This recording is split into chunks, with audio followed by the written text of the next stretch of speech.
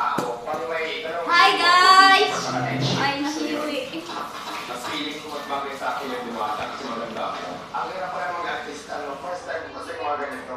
Ayun, nasanay na kasi sila yung kasi naging palayan. Bala ka dyan. Bakit hindi straight? Nag-Paris na ako. Nagdala ko na, pati yung Paris ko, pinangalan ko na ng diwata para at least magaling tandaan. Hi madam. Kasi galing yan sa... Namiss kita madam. Yan diwata, may inkanto gano'n. Hawak kong brilyante ng apoy. Diwata ka ako, di ba? Yung Manila, gumawa ng Paris over yun. Ano bang straight? Wala ba dyan? Kunin na ako baka may kumpito. Kaya sa mga sinasabi ng ibang tao, sa focus lang ako, alam kung tamang ginagawa ko. Wala lang akong pag-alam sa mga ibang sasabihin nila. Kasi hindi naman yung importante sa buhay natin. Yung importante na ganap buhay tayo ng patas at wala tayong tao na nangyado. Di ba? I am right, I am left. Ulitin kayo. Pakibilit mo na madam. Wait lang. Ang tawag yan, disappear ba? At saka, naano akong, dami kasi lalaki nakatingin eh. Sorry. Siguro lang gusto nila ako dahil... Umiyak na umiyak din si Iwata. Balik ka lang. Ang sabi ko dito ay pangmasa talaga. Mura lang at saka naka-underize pa. Siguro kaya ang dami... Pero yun, si Diwata naman yun ano, pwede yun si ano. Ayan, kasi ang siguro ang number one na karanasan ko sa buhay na parang hirap balikan. Alam mo yung time na wala kang makain, tapos yung source of income yung nangalakal ka. Alam mo ba yun? Ay, Hilak Diwata lang.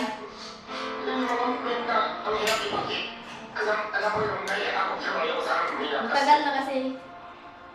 Ang bagay ko sa camera, kaya yung asa pa umiyak.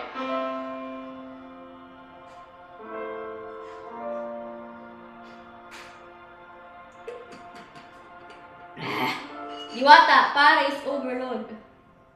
Parang hindi bakit hindi overload yung nakalagay. Naiyak ko rin ako. Kasi narinig na ako ng boses na ulit.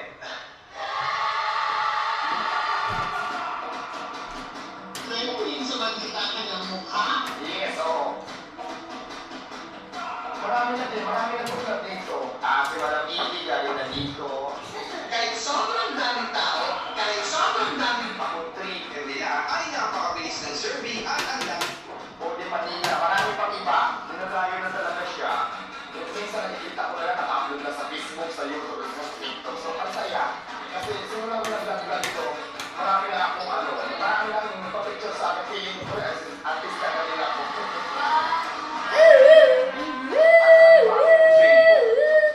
Kung dati tatlo lang friend ko lang hindi ko ngayon isa ko mabilig na lupa.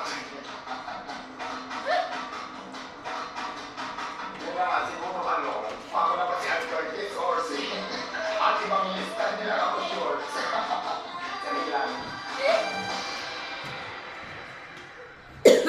Hi, ako po si Diwata, 42 years old. Ang may-ari po ng Diwata, Paris Overlook dito sa Kaya Pasay. pala 43 na Ang siya pinagmula ngayon. ko ay Paris na may kasamang lechon kawali at saka si Chorong Bulaklak. Tapos meron din akong beef Paris, sama din akong mami kung gusto niyo, kung hindi naman kayo kumakain ng lechon kawali, meron naman sa ibang option. Meron din ako tinda ng mga ulam, ganyan, mga bitong isda, paso na bangos, na ganyan.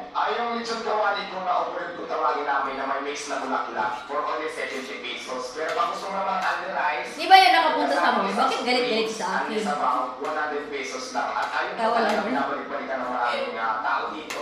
Ang address po natin dito ay Jokno Boulevard, Pasay City. Pagkalampas ng Punang Tulay, malapit ako sa Mall of Asia.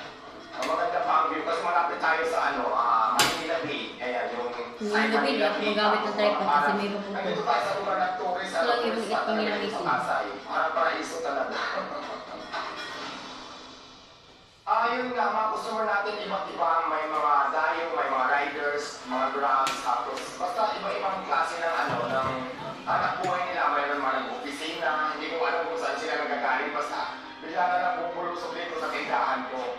Sinasadya ko, kasi mayroon nakausap na Tagaytay pagaling, mayroon naman Antipolo pa, mayroon naman Quezon City, mayroon din naman taga-Pasay, pero mas karamihan yata mga dayo ang pupunta dito.